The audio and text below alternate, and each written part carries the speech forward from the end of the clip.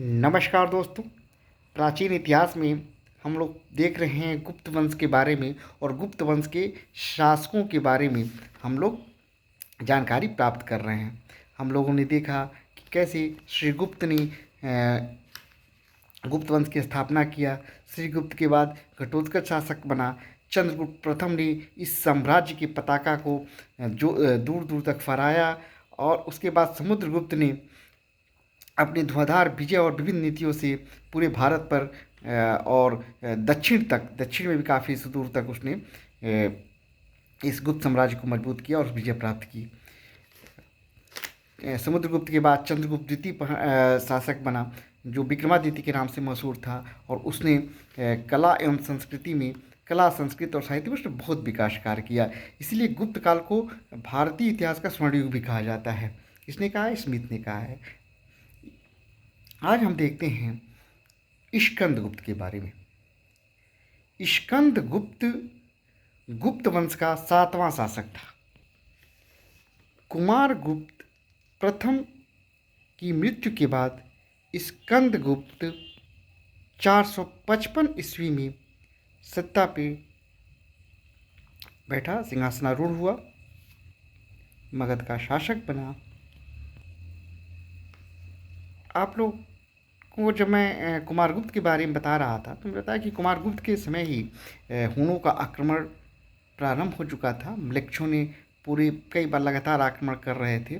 इसी से स्कंदगुप्त को जूझना पड़ा और शासन के प्रारंभिक दिनों में ही म्लेच्छों ने, हुनों को मलेच्छ भी कहा जाता है, हुनों ने लगातार आक्रमण कर गुप्त साम्राज्य को अस्थिर करने का प्रयास किया। आपको बता दें कि गुप्तों हुनों के आक्रमण से केवल भारत परेशान नहीं था, उन्होंने फारस से लेकर विविध हिस्सों में आक्रमण किया और वो सफलता पाए।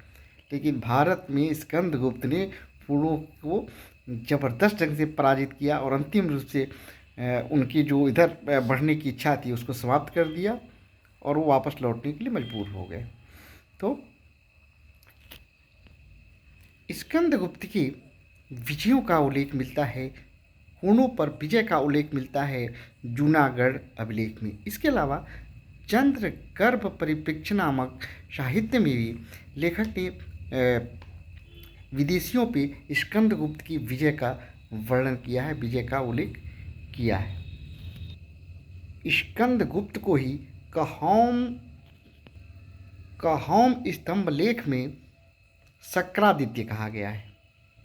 इसके अलावा आर्य मंजूश्री मूलकल्प में नामक ग्रंथ में उसको देवराय कहा गया है और जूनागढ़ अभिलेख में श्री परिक्षिप्त वक्षा, जूनागढ़ अभिलेख में उसे श्री परिक्षिप्त वक्षा नाम से संबोधित किया गया है। ये पूछा जाता है परीक्षाओं में कि जूनागढ़ अभिलेख में उसे कहा गया है, कहौम स्तंभ लेख में कहा गया, तो ये इसलिए मैंने बताया, बहुत ही इंपॉर्टेंट है कि कहौम स्तंभ लेख में उसको शक्रादित्य, आर्य मंजूश्री मूलकल्प नामक ग्रंथ में उसको देवराय और जूनागढ़ अभिलेख में उसको परिक्षिप्त वक्षा जो है श्री परिक्षिप्त वक्षा कहा गया है। वेनसांग ने अपने वर्णन में नालंदा संगाराम के निर्माण में शक्रादित्य नामक शासक का उल्लेख किया है। संभवतः ये स्कंदगुप्त ही था। स्कंदगुप्त के शासन की जो सबसे बड़ी उपलब्धि थी और जिसकी सबसे अधिक चर्चा होती है, परीक्षाओं में सबसे अधिक पूछा भी जाता है, वह है सुदर्शन झील का पुनरुद्धार। सुदर्शन झील सौराष्ट्र प्रांत में गिरनार पर्वत पर स्थित थी। इसका निर्माण सर्वप्रथम चंद्रगुप्त मौर्य ने कराया। उसके बाद अशोक ने अपने शासनकाल में इसका निर्माण कराया। फिर रुद्रा दामन ने भी इसको निर्माण कराया था और बाद में इस समय मैं उसमें टूट जाने के कारण काफ़ी सौराष्ट्र की जनता परेशान थी, तो उससे मुक्ति दिलाते हुए स्कंदगुप्त ने गिरनार पर्वत पर स्थित सुदर्शन झील का पुनरुद्धार कराया। इस कार्य को उसने सौंपा सौराष्ट्र के गवर्नर पर्णदत्त के पुत्र चक्रपालित को सौंपा गया था। चक्रपालित ने बड़ी सफलतापूर्वक और बड़ी चतुराई से इसका अच्छा से निर्माण कराया और इसी सुदर्शन झील के किनारे एक विष्णु मंदिर का निर्माण भी कराया गया था। यद्यप अब इसके साक्ष्य नहीं मिलते हैं, अभी ये वहाँ पे नहीं है, लेकिन ये प्राचीन सुदर्शन झील को प्राचीन इतिहास का की महत्वपूर्ण उपलब्धि मानी जाती है। चंद्रगुप्त मौर्य ने इसका निर्माण कराया था और अशोक ने इसी नहर निकाल के वहाँ के किसानों के लिए सिंचाई व्यवस्था की थी। तो ये पूछा जाता है कि सुदर्शन झील का पुनरुद्धार किस गुप्त वंश के में हुआ, किसके द्वारा कराया गया?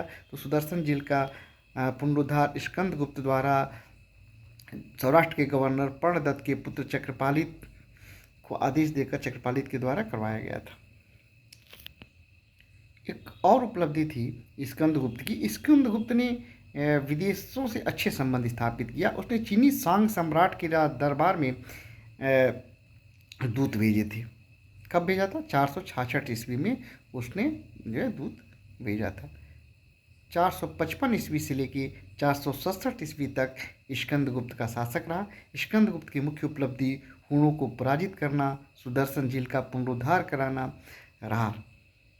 मुझे उम्मीद है कि आपको जानकारी अच्छी लगी होगी और परीक्षा उपयोगी लगी होगी। अब परीक्षा में अगर आप दिए होंगे कोई, तो आप देखे होंगे इससे संबंधित जो प्रश्न उठे हुए हैं सबका उत्तर मैंने देने का प्रयास किया है। यदि जानकारी अच्छी लगी, वीडियो को लाइक करें, कमेंट्स करें और दोस्तों की भी शेयर भी करें।